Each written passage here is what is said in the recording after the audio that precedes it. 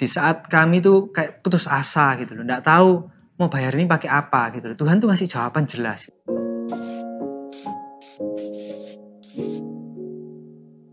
Shalom, di masa pandemi ini bisnis kami itu benar-benar berdampak. Kami bekerja di bagian wedding accessories. Di masa pandemi ini benar-benar pernikahan tuh dibatasin, sehingga secara pendapatan kami tuh benar-benar merosot. Mulai dari awal Maret 2020 hingga tahun 2021 ini. Padahal di luar kebutuhan rumah tangga kami juga harus merawat papa kami yang sedang sakit keras pada waktu itu. Papa masuk ke rumah sakit, masuk ke ICU hampir 2 bulan lamanya.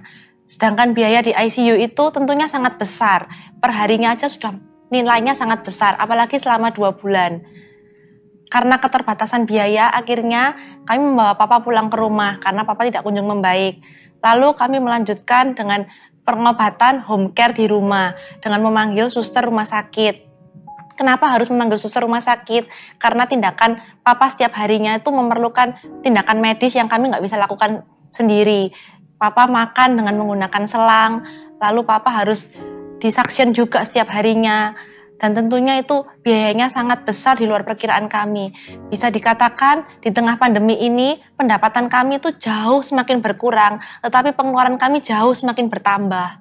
Sampai pada akhirnya Tuhan izinkan papa untuk Tuhan panggil kembali untuk pulang ke surga, yaitu di bulan Juli 2021.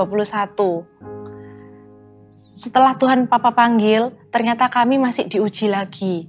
Awal Agustus saya sempat mengecek keuangan pekerjaan kami, di mana kami tidak buka invoice sama sekali, tidak buka nota sama sekali. Jadi penghasilan sebulan itu bisa dibilang benar-benar kosong gitu loh.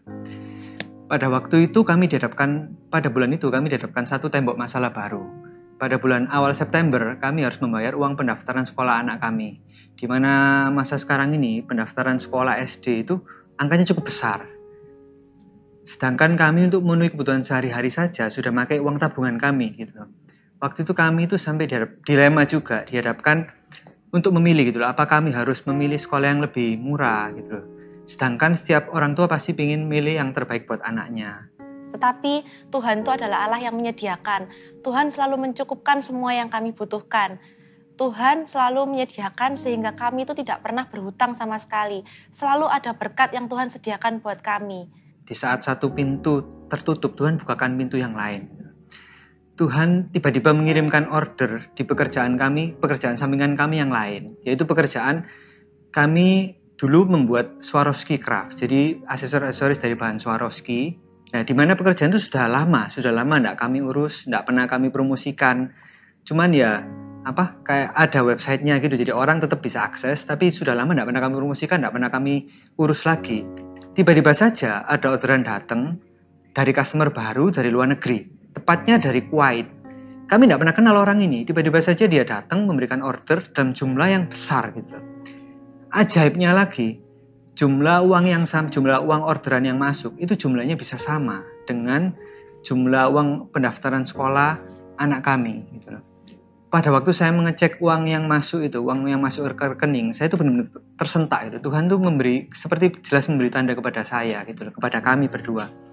Di saat kami tuh kayak putus asa gitu loh, enggak tahu mau bayar ini pakai apa gitu loh. Tuhan tuh ngasih jawaban jelas gitu. Ini loh, aku kasih tanda yang jelas, kasih angka yang melalui angkanya itu Tuhan ngasih tanda jelas gitu. Di saat kami mengandalkan Tuhan, pasti Tuhan itu jawab gitu loh.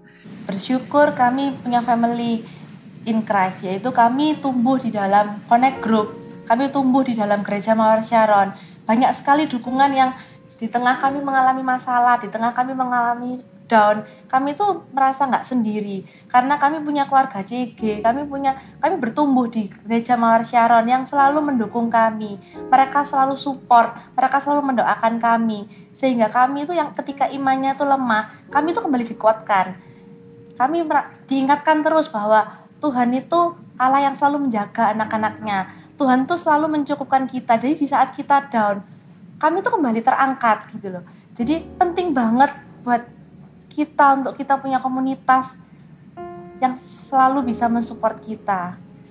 Dulu papa itu pun jiwanya dibenangkan juga melalui gereja ini.